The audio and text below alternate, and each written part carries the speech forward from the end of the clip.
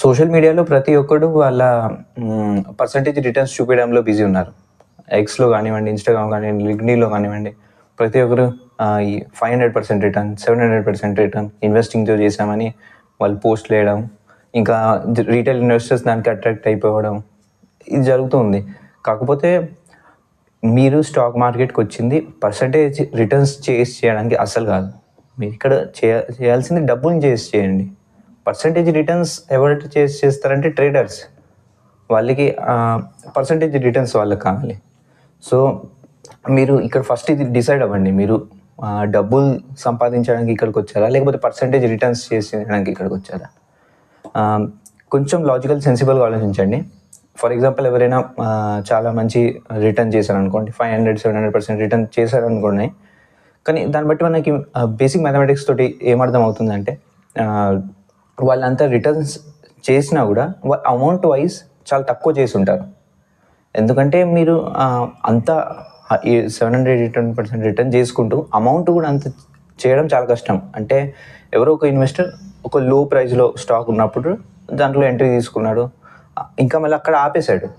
ఆ స్టాక్ ఏమో అక్కడ నుంచి బిజినెస్ పర్ఫార్మెన్స్ బాగుండి చాలా పెరిగిపోయింది అనుకోండి, మల్టీబ్యాగర్ అయిపోయింది అనుకోండి. ఫర్ ఎగ్జాంపుల్ స్టాక్ ఒక 200 స్టాక్ ఉంది, 2000 అయిపోయింది అనుకోండి. అక్కడ 200కి అక్కడ ఆపేసాడు కాబట్టి వాడికి అక్కడ పర్సంటేజ్ రిటర్న్స్ ఎక్కువ కనిపిస్తుంది. కానీ అమౌంట్ వైజ్ ఖచ్చితంగా వాడు లో రిటర్న్సే జనరేట్ చేసి ఉంటాడు. సో మీరు ఇక్కడ ఎప్పుడైనా డబ్బును చేసి చేయండి, కానీ రిటర్న్స్ని కాదు. ఇంకా కొంతమంది రిటైల్ ఇన్వెస్టర్స్ అంటే ఎలా ఉంటారంటే, వాళ్ళకి భయపడతారు. అంటే హై ప్రైస్లో ఇన్వెస్ట్ చేయాలంటే భయం వాళ్ళకి. అంటే వాళ్ళకి గట్స్ లేవు హై ప్రైస్లో ఇన్వెస్ట్ చేయడానికి. కాకపోతే మీరు చేయాల్సిందే అది. మీరు బిజినెస్ పర్ఫార్మెన్స్ అది బాగుంది, ఆ స్టాక్ది మంచిగా వాళ్ళు క్యాపెక్స్ చేస్తున్నారు, వాళ్ళకి మార్కెట్లో డిమాండ్ ఉంది అంటే మీరు ప్రతి క్వార్టర్ ఆ రిజల్ట్స్ వచ్చినప్పుడు మీరు దాంట్లో ఇంకా యాడ్ చేయాలి. అంటే మీరు ఇంకా హైస్లో కొంటూ వెళ్ళాలి. అప్పుడు కదా మీరు ఎక్కువ రిటర్న్స్ జనరేట్ చేసేది. లేకపోతే మీరు కూడా పర్సంటేజ్ రిటర్న్సే చేస్తారు. సో ఇది మీరు బిజినెస్ పర్ఫార్మెన్స్ ట్రాక్ చేయండి. బిజినెస్ పర్ఫార్మెన్స్ బాగుంటే యాడ్ చేయండి. ఇది ఇంకా జనరల్గా మైండ్ సెట్ ఎలా ఉంటుందంటే రిటైల్ ఇన్వెస్టర్స్ది, ఏదైనా స్టాక్ హైలో ఉందనుకోండి, అంటే 52 వీక్ హైలో ఉందని జస్ట్ ఎగ్జాంపుల్ తీసుకుంటున్నా, ఉందనుకోండి. అక్కడ రిటైల్ ఇన్వెస్టర్స్ థింకింగ్ ఎలా ఉంటుందంటే, ఆల్రెడీ 52 వీక్ హై వచ్చేసింది, బిజినెస్ పర్ఫార్మెన్స్ బాగున్నా సరే వాళ్ళకి ఇక్కడ వాళ్ళు అంటే చాలా ఎక్కువ ఆలోచిస్తారు, ఇప్పుడు యాడ్ చేయాలా వద్దా అని.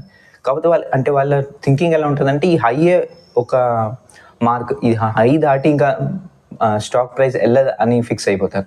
కాకపోతే మీరు అక్కడ థింక్ చేయాల్సింది ఏంటంటే, ఇంకా న్యూ హై ఉన్న హై తోటి ఇంకొక న్యూ హై ఫామ్ అయ్యే ఛాన్సెస్ ఉంటాయి. ఎందుకంటే బిజినెస్ పర్ఫార్మెన్స్ బాగుంది. సో మీరు ఇంకా కన్క్లూజన్ ఇదే, keep investing at highs when business performance is good.